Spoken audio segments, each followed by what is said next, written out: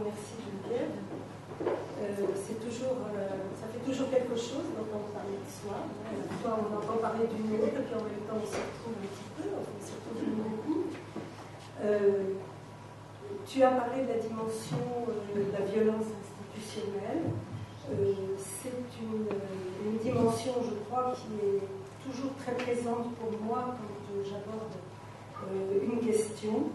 Et même la question de la guérison en fait partie. C'est-à-dire que c'est souvent par le bout du politique que je me mets au travail. Le politique au sens large du terme. C'est-à-dire ce qui fait lien social et en quoi les affaires de la cité nous regardent. Et ce qui s'est imposé à moi, là encore, pour vous parler de la guérison en analyse, eh bien, c'est de la replacer dans son contexte politique. Parce qu'il y a une politique de santé, il y a une politique de guérison qui elle-même s'inscrit dans un système plus large, qui est une gestion managériale et comptable du soin. Alors Lacan a avancé l'inconscient, c'est la politique, c'est le politique, ou encore l'inconscient, c'est le discours de l'autre. Et là, la question, c'est de savoir aussi comment le discours dominant se subjective-t-il. Quels sont les effets du collectif sur le sujet? Comment l'espace public va formater l'espace psychique? Donc avant de parler de ce qu'est la guérison pour la psychanalyse, pour moi, c'est important de préciser le contexte dans lequel la psychanalyse va exister. Parce qu'actuellement, qu'est-ce qui se passe? Eh bien, le soin est construit en fonction de la représentation qu'on se fait de l'homme. Et c'est une représentation qui révèle le fantasme d'un homme programmable, prédictible, un homme biométrique, neuronal, comportemental et compartimenté. Compartimenté parce qu'il faut bien compartimenter pour évaluer. Bref, en gros, c'est un homme dépourvu de psyché. La politique du soin relève d'une violence anonyme et désincarnée qui traite l'homme, qui le maltraite, comme un produit manufacturé, un homme normalisé, un homme méprisable, on peut entendre méprisable, manipulable, échangeable selon la loi du marché.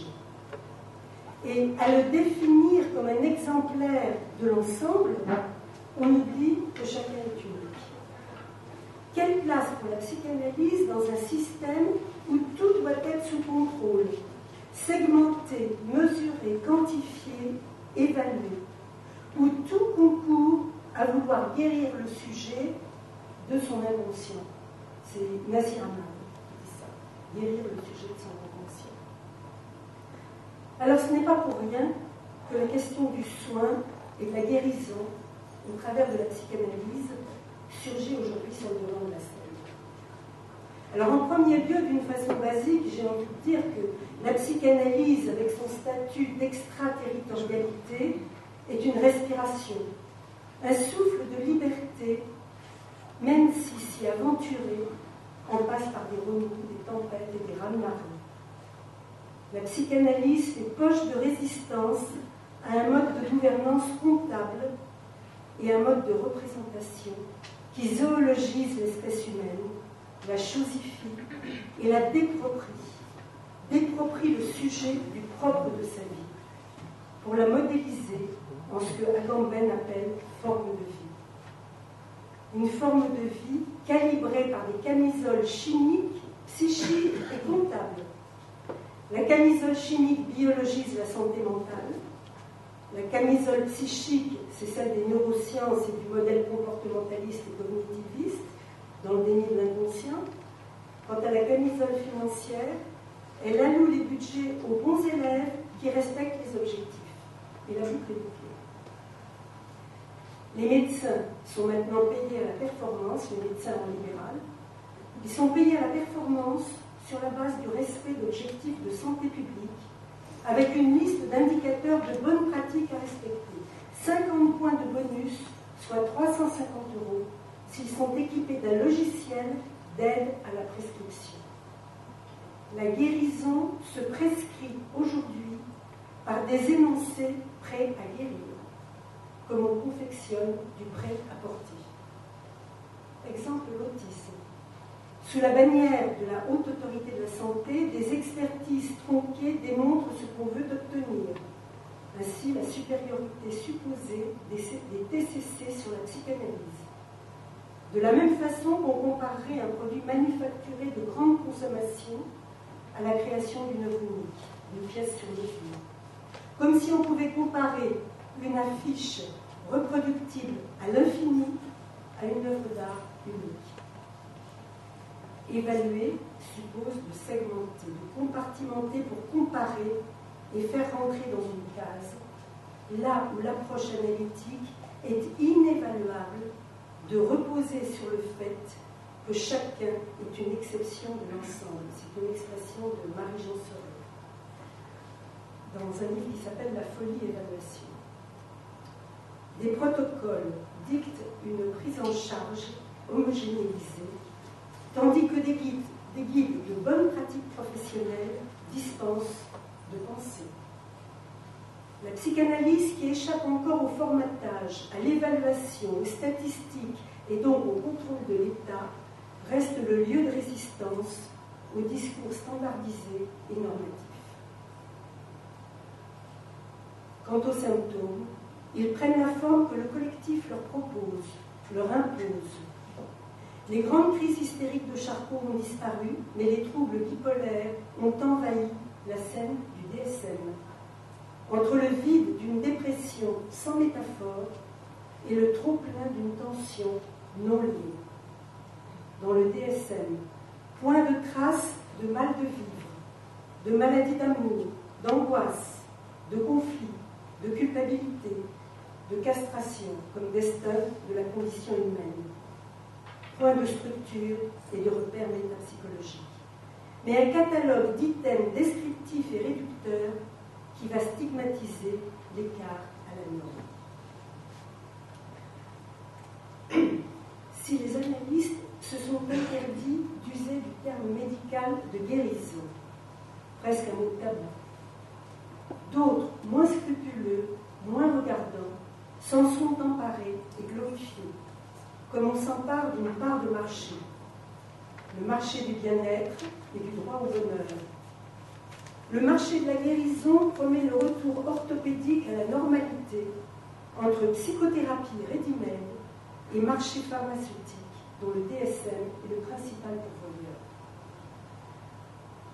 Le marché de la guérison se propose de bâillonner le symptôme sans rien toucher à l'essentiel, faire rentrer le symptôme qui dérange dans le rang, colmater la faille, là où la psychanalyse s'origine de la faille comme trait du sujet, comme force vive du sujet pour qu'en surgisse une nouvelle écriture. Au sein d'une politique de santé hygiéniste dont le but est de gérer massivement la population, d'homogénéiser les pratiques, chiffres et statistiques sont venus dire ce qui est bien, ce qui est bon, et remplacer la façon dont nous pouvons subjectiver ce qui nous advient. Une recette qui a un coût. Le coût, c'est le prix d'effacement du sujet. Au nom du bien commun et de la protection des usagers, la langue se met au service de l'obsessionnalité. Des discours produisent des énoncés sans auteur et la pulsion de mort œuvre en tout bien, tout honneur.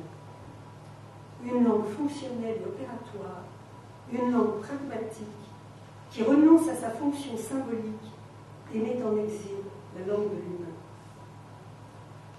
Écoutons Valère Novarina dans un livre qui s'appelle Lumière du corps. Chaque jour autour de nous, le langage perd un peu plus son volume et la pensée sa respiration. Les détours respirés, les chemins de traverse, les courbes sont interdites. Tout va vers le linéaire, la phrase à 7, 5, 3 mots, le slogan. Tout va vers une langue plate, uniforme, répétitive, incapable de restituer le drame de la pensée, de développer ses volutes contradictoires. par l'expansion universelle d'une pensée binaire, d'un rythme à deux temps, le manichéisme se répand et gagne tout. Comme si notre pensée aujourd'hui et le langage humain avaient le souffle coupé. Comme si respirer, aller au bout de la phrase, traverser la noyade, renverser les mots, retourner les sens, brûler le langage par notre corps et s'y perdre, nous était interdit. Tout doit être de surface, suréclairé, sans ombre aucune, sans volume, présenté sous son meilleur jour et toujours à vendre, avec étiquette, mode d'emploi, prix et résumé du contenu.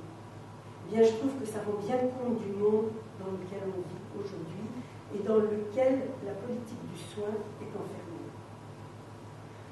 George Orwell, en 1949, inventait le terme de novlangue pour décrire une langue managériale faite pour restreindre les limites de la pensée. Alors, je vous conseille d'aller sur YouTube et d'écouter la démonstration de Franck Lepage.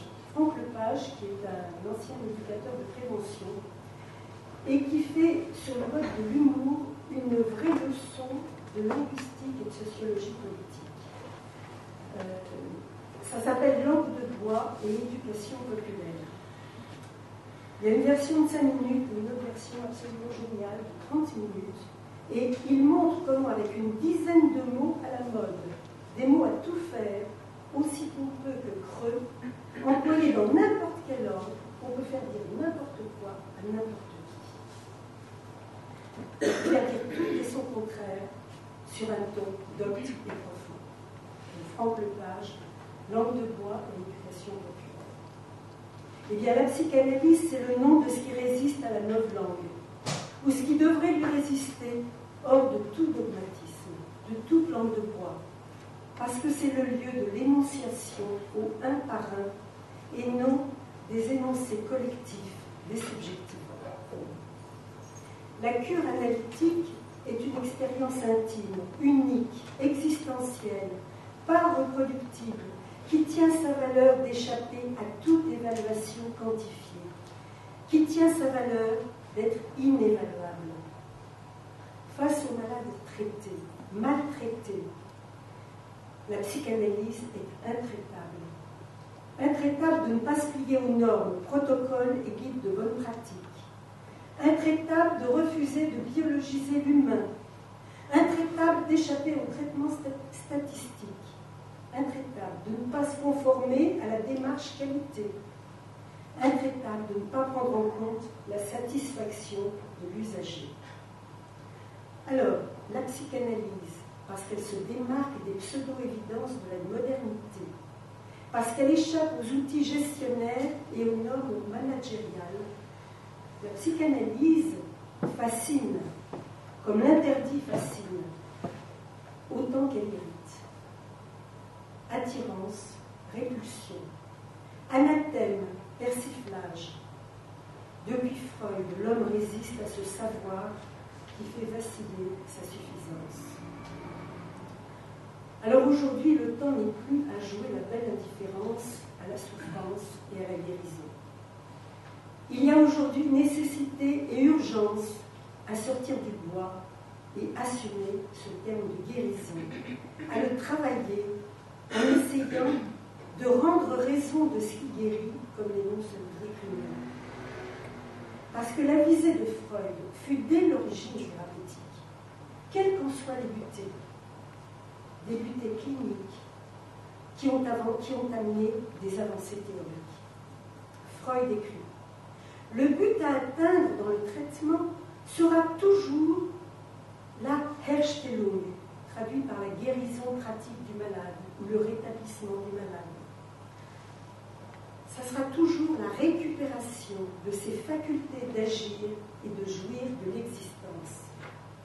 Et Lacan lui-même, bien loin de son séminaire sur l'éthique, comme de tout son cheminement théorique, tint aux Américains le discours pragmatique qu'ils étaient en mesure d'entendre, en mettant l'accent sur le confort obtenu grâce grâce à la psychanalyse. Il écrit, enfin il n'écrit pas, il dit, c'est une conférence à l'université de Yale en 1975. Il dit « Les névrosés vivent une vie difficile et nous essayons d'alléger leur inconfort. Une analyse n'a pas à être poussée trop loin. Quand l'analysant pense qu'il est heureux de vivre, c'est assez. » C'est une des facettes de Lacan dont on parle bien peu, comme si elle était honteuse. Freud, tout comme Lacan, firent la différence entre la psychanalyse comme thérapie, qui s'adresse à ceux qui ne souhaitent que récupérer leur faculté d'agir et de jouir de l'existence, et l'analyse poussée à son terme, qui mènerait à la passe et au devenir analyste. Sans oublier la dimension de soin de la psychanalyse dite en extension. Dans la cité, en institution, sans divan, des analystes s'avancent auprès de ceux qui ne savent pas encore ce que parler veut dire. Et un processus thérapeutique s'engage parce qu'un autre est là qui s'offre à entendre ce qui n'a pas encore trouvé lieu pour se dire. Le psychanalyste s'offre à créer de la demande.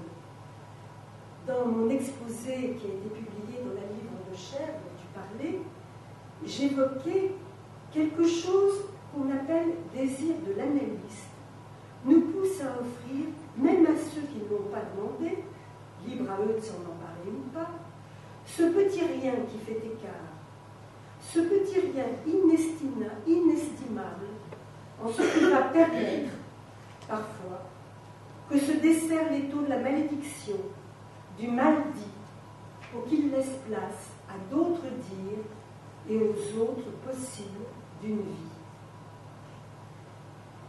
Laisser place aux autres possibles d'une vie, ne serait-ce pas un des noms de ce qu'est la guérison pour un analyste? Un passage à l'acte, une atteinte corporelle, un symptôme névrotique qui barre le chemin, l'inattendu vient déchirer l'écran du semblant, l'écran du tout va bien, comme une bulle d'air qui remonterait à la surface et qui éclaterait à l'air libre. L'homme sombilique a cette part de l'ombre qui le fait vaciller, buter, trébucher, là où il s'y attend le moins. Le symptôme est pour la psychanalyse une bulle de vérité aux multiples reflets qui cherche à se dire sous ses déguisements. Au travers du symptôme, c'est le réel qui est mis à nu. Le réel des traces, en tant, dit Lacan, qu'il se met en croix pour empêcher que marchent les choses. Le réel, dit Lacan, c'est ce qui se met en croix pour empêcher que marchent les choses. Aujourd'hui, du réel insiste qui déchire l'image. Et du trou dans l'image, la crise nous assaille. La crise du sujet, mais aussi la crise financière, économique, écologique. Et au cœur de la crise, un mot magique, incontournable, la croissance. La croissance, inducteur de consommation, de surexploitation, de gaspillage, d'épuisement des ressources de la terre, de la mer, épuisement des ressources humaines, du sans limite, de l'excès à entendre, autour de l'injonction d'un jouit qui nous mène à l'au-delà du principe de plaisir, à la pulsion de mort. Injonction à avoir plutôt qu'à être, dans le déni du manque à être. La faillite du système et la faillite du sujet sont les rejetons d'un ordre de choses délesté de ses arrimages symboliques. Un hors-limite dans le déni de la castration. Si pour Freud, l'homme devient névrosé parce qu'il ne peut supporter le degré de renoncement exigé par la société, le malaise dans la civilisation aujourd'hui est du côté de cette injonction à ne devoir jamais renoncer, hors castration. Si tu veux, tu peux. Dans l'urgence, l'instantané, le code d'homme d'excitation veut avoir raison du manque à jouir, ici et maintenant. Dans une société du divertissement qui détourne de l'essentiel, une société du spectacle, une société spectaculaire marchande, comme la définissait Guy Hockenheim et Guy Debord, le marché de l'illusion vient se confondre avec le marché de la guérison. L'illusion que la consommation viendra à bout de la castration et de la division. Dans un contexte où il n'y a plus que des usagers et des consommateurs dont on mesure l'indice de satisfaction. Affranchi, émancipé de l'instance symbolique, le sujet doit disparaître derrière le consommateur et le citoyen derrière l'usager. La fétichisation de la marchandise renouvelable à merci, à disposition, sert à dénier la castration, à effacer le manque, à le colmater jusqu'à l'addiction. L'économie marchande s'empare de l'économie, s'empare du marché, de l'économie psychique et libidinale. La psychanalyse, l'écoute analytique, ne serait-elle pas anachronique quand la performance, l'efficacité à courte vue, la rapidité sont les critères en vigueur, quand la réussite se mesure à sa Rolex et que le manque est banni. Dans son séminaire « Le savoir du psychanalyste » en 1972, il y a donc 40 ans, Lacan parle du capitalisme en rapport avec le rejet de la castration.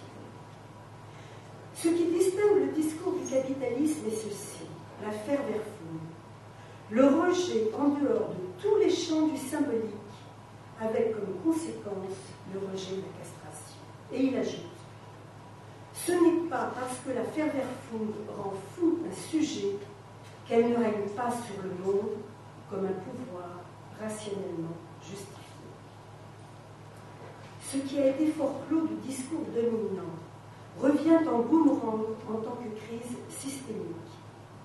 Les effondrements symboliques placent le sujet face à un trou sans fond que l'encouragement à la consommation boulimique n'aura de cesse de vouloir combler. Course éperdue, course perdue d'avance sous le joug d'un joui que l'on dit obscène et féroce. L'accumulation des biens fera fonction de prothèse phallique qui comblera le manque dans l'évitement de la castration. Lacan. Qu'on soit arrivé à industrialiser le désir, on ne pouvait rien faire de mieux pour que les gens se tiennent tranquilles. C'est à Milan, en 1973.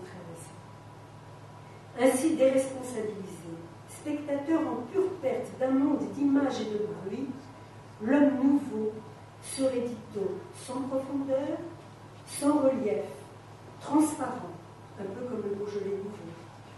Un homme imaginaire, sans conflit, sans angoisse, sans culpabilité, sans castration, mais confronté à son insuffisance, du vide dépressif au remplissage addictif de la baudruche du polaire. Face à ce marché de dupes, qu'offre la psychanalyse? Le psychanalyste ne promet pas l'Eldorado et se refuse à jouer la mélodie du bonheur. François Perrier. Tout clinicien sait bien qu'une analyse ne fournit jamais le cadeau d'une happy end pour une bibliothèque rose non perverse. Freud proposait une visée de l'analyse, transformer la misère hystérique en malheur banal, ou encore supporter la vie reste bien le devoir de tous les vivants. Pas de quoi faire rêver. Quant à Lacan, La fin de l'analyse est associée à la dimension tragique de l'existence. Alors, faire une analyse mène certes à traverser ces habillages protecteurs qui constituent le moi, à s'en dépouiller, à faire le deuil de l'objet idéal, l'objectif-là, à tout jamais perdu, un deuil qui nous confronte à la désubjectivation ou à la douleur d'exister, mais sans tenir à ce point limite de la cure, aux dépens de tout remaniement psychique, n'est évidemment pas pour rien dans le désamour affiché pour la psychanalyse. Alors, visée thérapeutique, oui, bien sûr, à condition, on le sait, de ne pas céder au vouloir soigner et guérir à tout prix. Si l'enjeu thérapeutique est au cœur du processus analytique, c'est à condition de l'oublier en chemin. Les psychanalystes, écrit François Perrier, s'osent à ne pas savoir ce qu'ils cherchent. L'analyste ne promet rien, ne promeut rien, pas de garantie de résultat, de surcroît. Mais il soutient un processus de langage, de libres associations, fait de retrouvailles, de réécriture, de création, un processus de déliaison et de nouvelles liaisons. Un processus de symbolisation inédit qui, pris dans le transfert, va permettre de trouver une marge de manœuvre par rapport à son symptôme et va permettre de s'inventer au plus près de la vérité de son symptôme, de la vérité de son désir. La psychanalyse s'est constituée en contrepoint du discours médical. Elle est venue le subvertir et avec elle, le concept de santé, de maladie, de guérison, en mettant en lumière ce que la médecine a forclos. Le médecin Freud. N'oublions pas qu'il était médecin. Freud venait là pour fendre un savoir totalisant qui de tout temps a exclu le sujet. Clavreul écrit « La clinique psychanalytique commence là, aux manifestations transférentielles, ce qui est le lieu où s'arrête la clinique médicale. » C'est ce que Lacan fait apparaître au travers des 4 discours, formalisés au travers de 4 mathèmes. Et dans ces 4 mathèmes, le discours de l'analyste, par permutation circulaire de ces termes, vient en contrepoint du discours du maître, à l'envers du discours du maître, soit du discours du médecin en position de maître. Le discours du maître, donc du médecin, au service du refoulement, parce qu'il se soutient indépendamment de la subjectivité de celui qui l'énonce, comme de celui qui l'écoute. Du discours du maître au discours de l'analyste, c'est précisément le cheminement de Freud médecin, qui passa de l'hypnose et la suggestion à la libre association, c'est-à-dire de la soumission à l'autorité du maître à la découverte du transfert sous la pression d'une de ses patientes, Elisabeth Voltaire, qui lui intima l'ordre de se taire. À propos d'un cas, il écrit à Fliss « Il s'était produit ce qui se produit toujours quand on ne fait usage que d'une thérapeutique appliquée au seul symptôme. J'avais remplacé un symptôme par un autre. » C'est dans Analyse avec fin et éblouissant. Question qu'il reprend en 1937 dans l'aboutissement de son travail, dans Analyse finie et infinie, quant à la durée de la cure. Une thérapeutique appliquée au seul symptôme, c'est bien ce qui est en jeu. Excusez-moi, je me suis trompée. Je bafouille. Voilà, donc dans Analyse finie et infinie, il dit « J'avais remplacé un symptôme par un autre ». Et une thérapeutique appliquée au seul symptôme, c'est bien ce qui est en jeu dans les thérapies comportementales et autres, qui viennent d'un peu partout occuper le terrain. Alors combien de temps avant que ces partisans ne redécouvrent le chemin de Freud? le chemin de Freud qui n'était pas de tout repos. Parce que contrairement aux médisances d'un Michel Onfray, Freud, dans l'intégrité de chercheur qu'il caractérise, ne se détournera pas du fait que la cure analytique est parsemée d'embûches. Le malade résiste à la guérison. Qu'est-ce qui fait qu'il tienne tant à sa souffrance, se demande-t-il. Freud n'en sera pas pour autant entamé dans son désir d'analyste. Il en sera même aiguisé, son désir d'analyste. Il essaiera de comprendre en quoi consiste cette force qui s'oppose au traitement, qui se défend contre la guérison par tous les moyens et veut absolument s'accrocher à la maladie et à la souffrance. C'est toujours dans Analyse avec fin de l'issue. Et ce sont ces butées qui l'amèneront à aller toujours plus avant dans ses découvertes.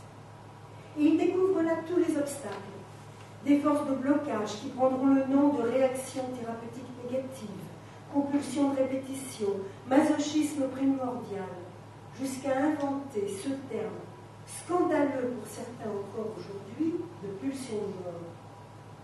Et Lacan d'ajouter que la seule véritable pulsion, c'est la pulsion de mort. Et en première ligne, bien entendu, le surmoi, notre ennemi intérieur. Cette sorte de culture pure de la pulsion de mort qui réussit à pousser le moi à la mort. Ce que Lacan reprend dans l'éthique, quiconque s'applique à se soumettre à la loi morale voit toujours se renforcer des exigences toujours plus minutieuses, plus cruelles de son surmoi. Ou encore Nestor Bronstein, dans son livre sur la jouissance, le surmoi qui ordonne le supplice à l'intérieur de chaque individu. Alors question, comment assouvir le sentiment de culpabilité inhérent à la condition humaine si on perd sa souffrance? Alors on comprend bien que toute demande de guérir porte en elle le désir de ne pas guérir. Les résistances en témoignent. Guérir, c'est renoncer à une part de soi dont on voudrait consciemment se débarrasser et à laquelle on tient, qui vous colle tant à la peau qu'elle fait partie de vous et vous protège.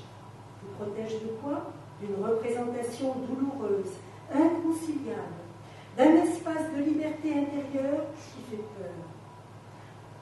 Le symptôme vient à la place du désir refoulé. C'est ce qui empêche de vivre selon son désir, un désir dangereux, inavoué à soi-même. L'angoisse surgit quand l'objectif n'est pas loin. Elle protège le sujet d'une vérité aveuglante, celle du fantasme inconscient. Les formations névrotiques sont des compromis qui portent en elles un noyau de vérité. Une forme d'auto-guérison qui rend la demande de guérison toute relative, paradoxale. Le symptôme empêche autant qu'il soulage. Il masque autant qu'il révèle. Guérir est un gain et une perte tout à la fois. La maladie, un confort et un inconfort. Lâcher son symptôme, c'est perdre un abri. C'est renoncer à une partie de soi familière. Pour le psychanalyste, il s'agit donc de faire avec l'ennemi qui est en nous, l'ennemi que nous sommes pour nous-mêmes. Là où pour le médecin, la maladie est l'ennemi à abattre, quitte à trancher dans le vif du malade, quitte à jeter le bébé avec l'eau du bain. On comprend alors que si le symptôme a une fonction, la lutte contre les formations pathologiques est un processus qui dépasse largement le cadre de l'ennemi à abattre. C'est la raison pour laquelle le terme de guérison fut un temps proscrit du vocabulaire analytique, jusqu'à ce que Nathalie Salzman lui redonne ses lettres de noblesse avec sa publication La guérison psychanalytique. Si le vocabulaire médical évoque un retour à l'état antérieur à ce bruit qui vient troubler le silence des organes, une expression que tout le monde connaît, eh bien le travail de la cure se soutient lui aussi du retour au veau esvar, dans le transfert. Mais pour y trouver une marge de manœuvre, par rapport à la frappe du réel, par rapport au chaudron plein de stimulus bouillants dont parle Freud, et aux signifiants qui s'y sont accrochés et nous ont aliénés. Nestor Bronstein. Le livre est écrit, le disque est enregistré.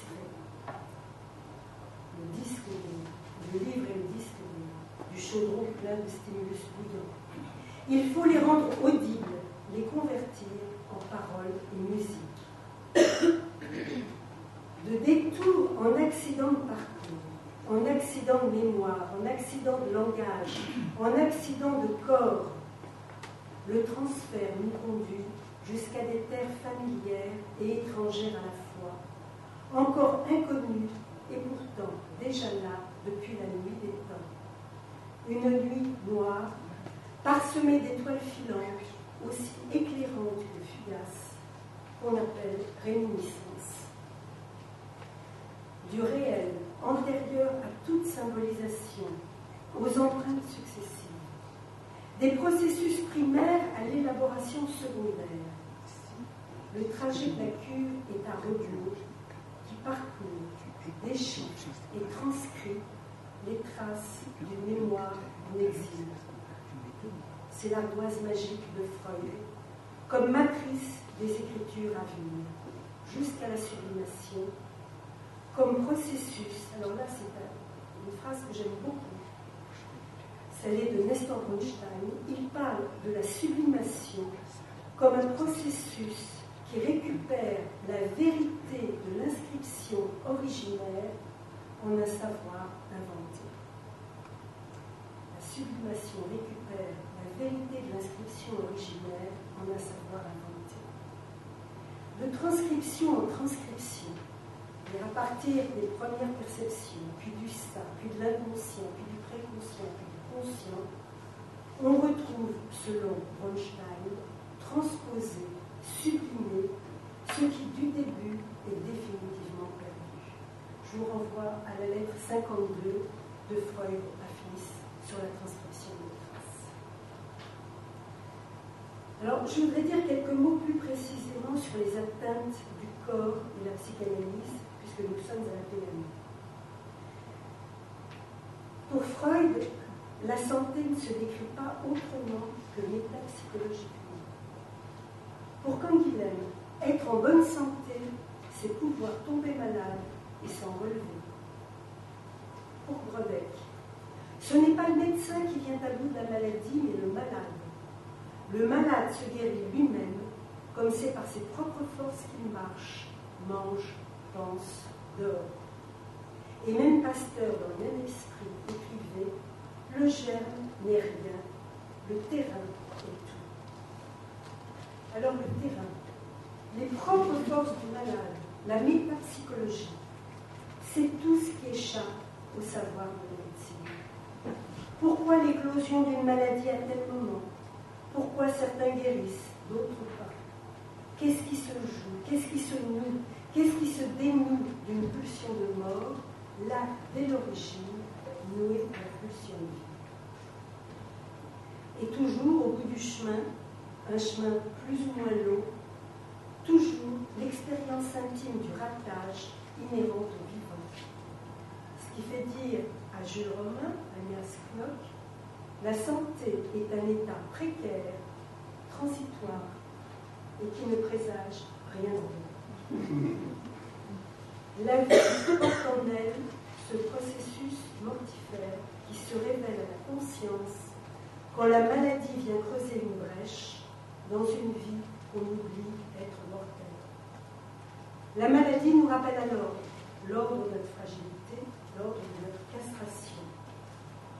Or, la possible chute qui laisse entrevoir la fin du voyage est aussi ce qui permet de revisiter sa vie à rebours, à condition de rencontrer sur son parcours un autre qui met au travail, là je cite Duchamp, ce foisonnement de réel au croisement du symbolique et de l'imaginaire. Sous l'effet d'un événement, d'une parole, d'un acte qui fait effraction, l'échafaudage somatique et psychique se fissure, le corps psychique s'effondre. tomber malade. Qu'est-ce qui tombe? Qu'est-ce qui chute? Pourquoi la chute?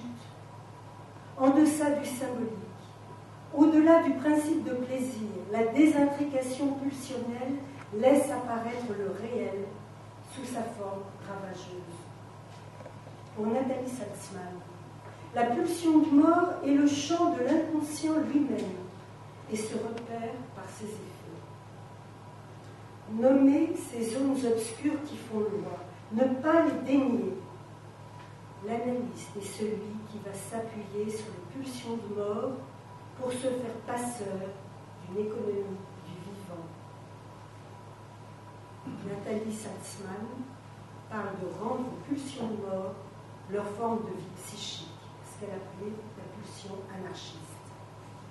Là où le réel prend le pas sur la symbolisation, le psychanalyste dans le transfert se fait l'autre d'une lame de fond qui submerge le sujet pour que ce réel s'arrime à une trame signifiante, au lieu que le sujet n'y sombre dans le réel. Pris en masse, pris en nasse, une nasse compacte, sans métaphore, sans ailleurs. Face à l'atteinte du corps, la parole vient mordre sur le réel, border la maladie, la raccrocher à ses coordonnées signifiantes, introduire de l'écart et de la métaphore. Le corps organique, pris dans la parole, pris dans le champ de la parole, se subjective. Il devient corps libidinal, corps désirant, qui peut alors réémerger de ses morceaux épars pour se soutenir du regard de l'autre, de sa voix, ces objectifs-là qui mettent en mouvement le fantasme. Là où le corps déchu, le corps déché occupe le devant de la scène, des malades se retrouvent sujets, surpris et entamés par une écoute qui les engage dans la parole. Le circuit de la jouissance, ainsi mobilisé, jusque-là fixé sur l'organe, peut alors en être ébranlé et se déplacer. Quand le corps est éprouvé par la maladie, épuisé par les traitements, chosifié, morcelé, désérotisé par le regard médical, il prend alors une autre consistance d'être habité par la parole. Il s'humanise d'être transcendé par la parole, une parole qui s'est perdue dans les arcanes de l'organique et qui soudain se découvre et se surprend, là où la pratique médicale efface le malade pour mieux objectiver la maladie. Et pourtant, bien que tous les opposent, la logique médicale et la logique de l'inconscient sont indissolublement liées. Si les places distinctes sont rarement consensuelles, elles ont néanmoins à se conjuguer dans l'incomplétude d'un savoir qui restera ouvert et qui gardera pour l'autre toute son étrangeté. Ce que nous faisons, nous psychanalystes, de la théorie à chaque nouvelle cure, comment nous la subjectivons, va donner lieu dans le transfert à un glissement de discours, un travail de déliaison et de nouvelle liaison, un travail de libre association de l'analysant, mais aussi de fluidité associative de l'analyste, qui va permettre que le sujet captif de son symptôme, voire captivé par son symptôme, auquel il tient, auquel il appartient, que ce sujet puisse s'en désengluer, retrouver une marge de manœuvre, se servir de son symptôme, en faire symptôme, au lieu de rester captif d'un certain nombre de jouissances. À celui qui demande de se désaliéner de cette contrainte intime, qui le lèse, qui lui pèse, qui le plombe, le travail analytique ouvre une voie pour se mouvoir autrement au creux de cette gangue défensive qui le capture et le protège du désir. Nicole-Édith Thévenin, à la suite de Nathalie Salzman, évoque l'échappée belle du sujet en faisant résonner sa part rebelle. Tout cela pour dire que les psychanalystes doivent oser s'emparer de ce signifiant guérison comme d'un nouveau concept, qui ouvre sur un processus de création, à chaque fois inédit. Une guérison qui ne vise pas l'effacement du symptôme, mais sa transformation dans l'économie psychique du sujet. Une mutation de l'économie du désir. Chaque fin d'analyse résonne dans la solitude d'une perte, d'un renoncement, mais ouvre aussi sur une promesse de recommencement. Se servir du symptôme, voire en faire œuvre dans la sublimation. Guérir en psychanalyse, c'est savoir perdre, et se perdre pour se trouver, pour se retrouver, et s'engager au plus près de son désir. Lacan parlait d'améliorer sa position sujet.